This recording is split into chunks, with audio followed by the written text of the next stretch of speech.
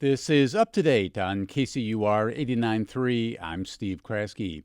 The future of the United States Postal Service feels rather in flux these days as the prospect for downsizing the government agency or even privatizing it becomes a distinct possibility.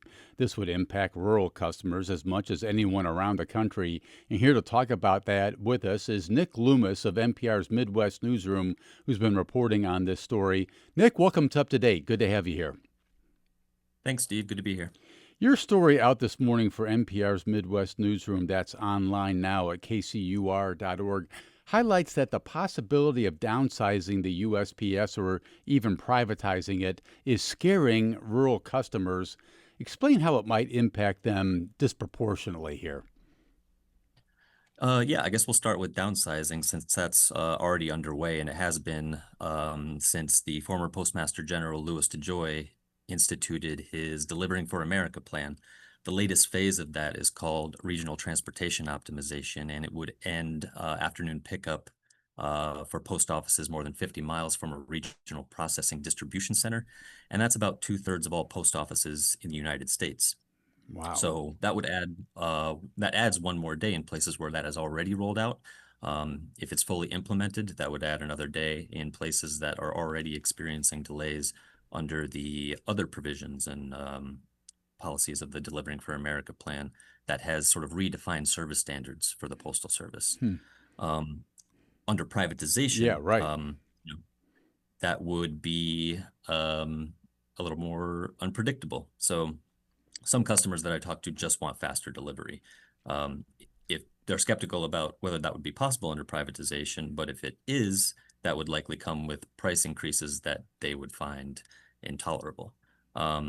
Postal worker unions done a little more research on this and a little more worried about it. They contend that rural routes would be cut back even further and possibly dropped altogether because Wow. fundamentally they're not profitable.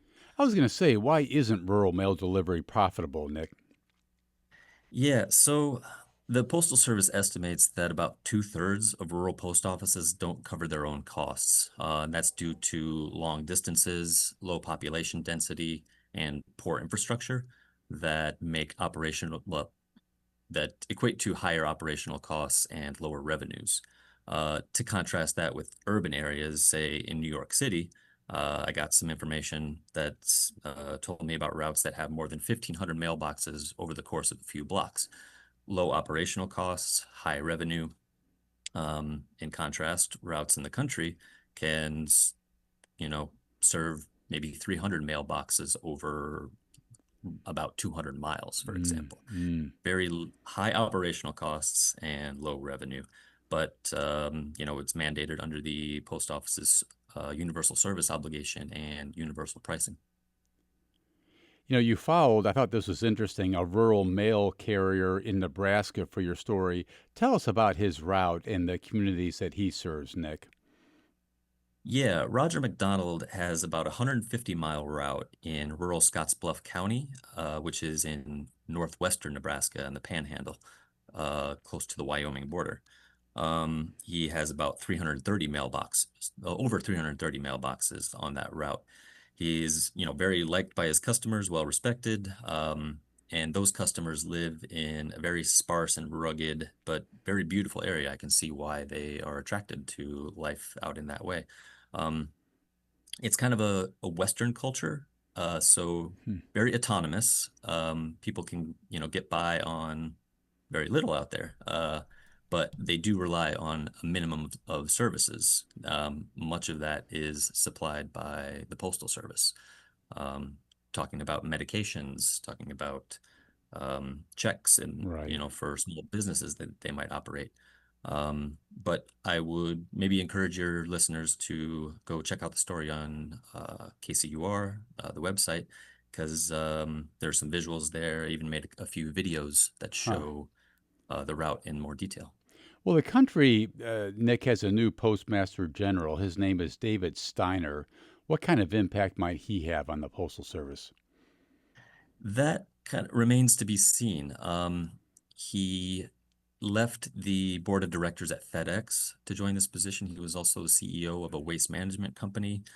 He has a reputation for being a bit anti-union, but he also has a reputation for efficiency, which may be why the USPS Board of Governors said that he was the right person for the job at this time.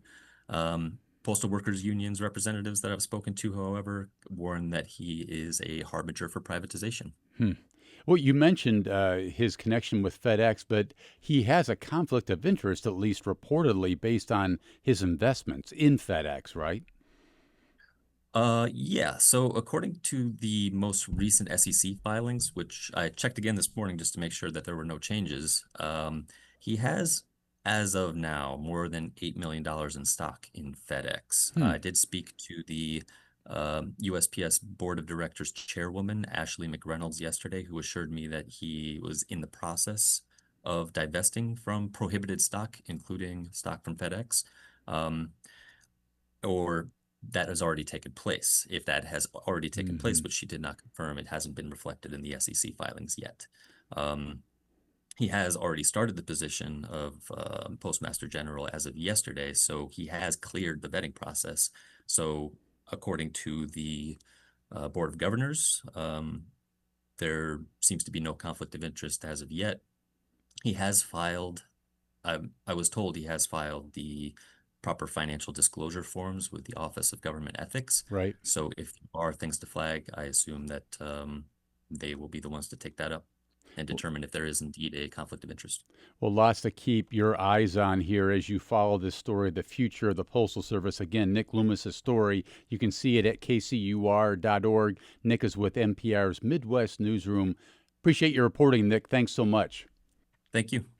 Coming up after a short break, we're going to talk about big changes ahead for the West Bottoms. I'm Steve Kraske, and you're listening to Up to Date on KCUR 89.3. We'll be right back.